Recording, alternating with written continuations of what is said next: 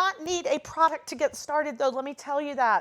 You do not. When I first started out, I literally was going and talking to groups of, 8 people, 10 people, 12 people. And I literally would say, hey, if you want I was a life coach when I first started out. And I would literally come out of the gate and say, I had things like, have a better life session. Y'all, that's horrible. Don't do that, because I did. But my point is, it doesn't have to be good to get going. It does not have to be good to get going.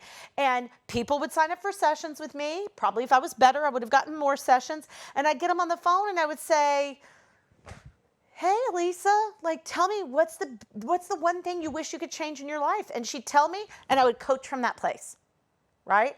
You do not have to have all of these things together to get going and start making money.